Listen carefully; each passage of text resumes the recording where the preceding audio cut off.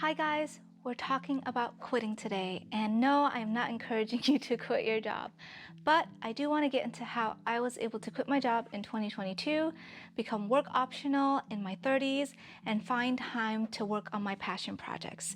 So in this video, I'll go into 5 steps that have really helped me on my journey, and I hope you learned something from it. Starting with step number 1, you've got to educate yourself and learn about personal finance. In my household, growing up with refugee parents, we didn't talk about our personal finances at all. We were always frugal, and I didn't understand why we had such a scarcity mindset. I mean, my parents still have the same stuff that they've bought since they first moved here. But as I grow older and older, I got tired of living paycheck to paycheck, and I knew I had to change my mindset. Whether it's reading books or watching YouTube videos, I learned as much as possible from how others were able to get out of the rat race themselves. So let's talk about 3 books that really resonated with me. Book number 1, Rich Dad, Poor Dad. Robert Kiyosaki goes into the money lessons he learned growing up and talks about how one can escape the rat race by becoming financially independent, or FI. He says that a person can reach FI by accumulating income-generating assets rather than buying objects and things that don't provide a lot of value in return. For instance, instead of buying a fancy new car that will eventually depreciate in value, he preaches that you can become FI by putting that money instead into something that will provide value in return. In this case, he recommends investing in stock markets or even in buying real estate that's income generating. I found that these tips and other actionable items were very helpful in getting me to shift from a scarcity mindset into one of abundance, meaning I can have the piece of the pie too if I want it, as long as I worked hard for it. Book 2, A Simple Path to Wealth by J.L. Collins. I really like this book because it helps me get comfortable with learning how to invest. As a young adult, I was always hesitant to even start because I didn't even know what to invest in or where to invest in. But reading this book and his blog posts online allowed me to put into some basic action steps to help me get started. He talks about reaching FI by investing over 50% of your income in index funds. And he also provides a lot of information on defining wealth and what it means to work towards your happiness. Book number 3 is Your Life or Your Money by Vicki Robin and Joe Dominguez. My key takeaway from this book is the concept of enough. It essentially helped me to channel my energy into things that make me happy.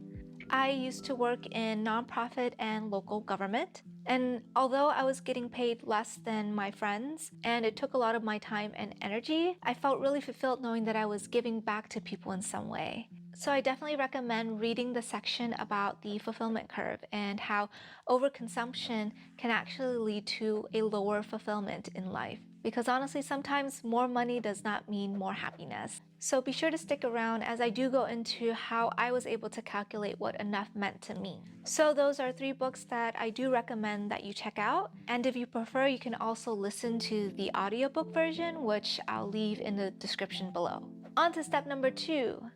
Understanding your money. There's no way around it. You have to understand what's going on with your money.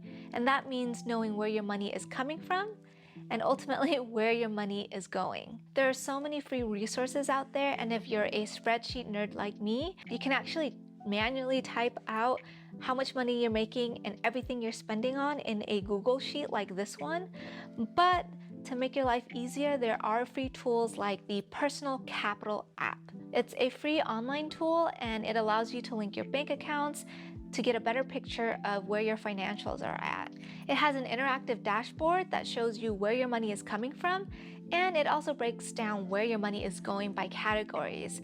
I find this extremely helpful in understanding where my spending habits are, and I especially like this net worth graph. It shows me how the little progress I make has eventually grown into big gains over time. So everything I've said so far is pretty basic, I know, but you can't really go into the next few steps without setting these foundations. So I recommend taking some time to read the books that I recommended and taking a look at your financials, what that snapshot looks like at this point in time, because that's what really helped me in the next 3 steps. Starting with putting what you've learned into action. For me, growing my net worth meant I had to first pay down my debt and being strategic with how I dealt with my major expenses. So here are some examples. One of the most important habits I built early on was paying off my credit card every single month. I never carried a balance because I hate the idea of paying more for something after having bought it once. That's essentially what credit cards will do if you carry a balance month after month. Moreover, I made sure to get credit cards that offered perks such as bonus points after spending a certain dollar amount within a certain period of time.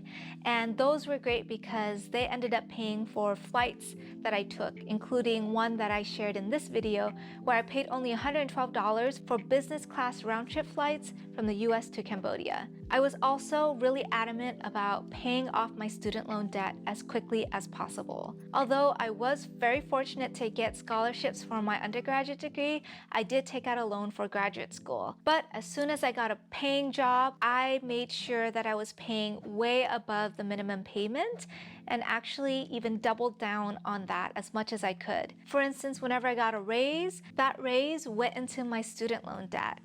All of this was really helpful because of discipline and consistency. But even though a lot of my energy early on was spent on paying down my debt, it didn't stop me from pursuing the next step, which is investing. One avenue that I find the easiest to start investing is in the stock market. It actually took me a long time before I felt even comfortable to start. But again, after educating myself and reading books like A Simple Path to Wealth, I felt more confident and ready to take that leap. So here's what I did. When I started working, I began by contributing just 3% of my paycheck to my employer-sponsored retirement account, such as a 401k or in my case, a 403b. And because I didn't want to pick individual stocks and spend all that time and energy learning about a company's financials, I invested in index funds such as the S&P 500 or SWTSX, which is the Charles Schwab Total Stock Market Index Fund.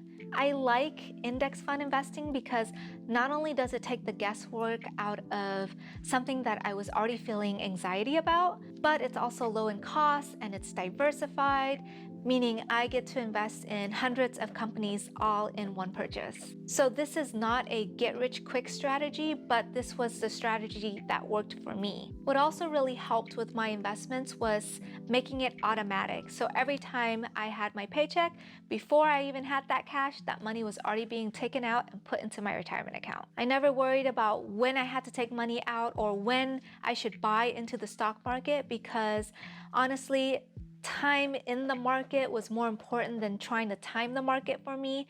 So I invested as early as I could and as often as possible. Because honestly, I just wanted to keep it simple and let compounding do its work for me. So with the systems in place, I eventually increased my contribution up until I was able to max out every year. And I believe in 2022, that amount is currently at $20,500. Now, there are a lot of other ways that you can invest your money. You just need to do the research and find which ones work best for you. Now let's get back into the concept of enough. In a previous video, I talked about coming to terms with reaching enough. So now I want to share with you the methodology that I used to determine what that was for me. The guideline I followed is based off of the Trinity study and the 4% rule. It basically says that you are FI if you have assets that allow you to live off of just 4% of that amount. So imagine that you've done steps 1 to step 4 and you have a better idea of how much money you spend in a year. Let's say that amount is $40,000. That's what it takes for you to pay all of your bills, buy all of your food, take care of the kids, all of that, right? $40,000. So the study goes into how if you multiply that amount by 25, you'll get a total of $1 million. In other words, if you have $1 million of assets and you withdraw only $40,000 every year, you basically will never run out of money. Remember, this is just a guideline, so definitely do your research because there are a lot of other factors to consider, but this exercise alone was extremely helpful in helping me calculate what my FI number is. Now, all of these steps together aren't meant to help you get rich quick, but it has tremendously helped me in my own journey. I honestly would never have believed that I could quit my job and become work optional at this point in my life, but I'm so glad that I did all of this work beforehand hand because it's given me the security and the freedom to chart my own path and to do so in a way that I would not have been able to if I didn't have all of these resources. Now I've been able to learn a lot of new skills, spend more quality time with family and friends, and even live in Cambodia. So if you found this video super useful and it helped you in some way, help me by leaving an emoji in the comment section below. It really means a lot. Also, don't forget to like, subscribe, and ring that bell. And I'll see you in the next video. Auckland and Jim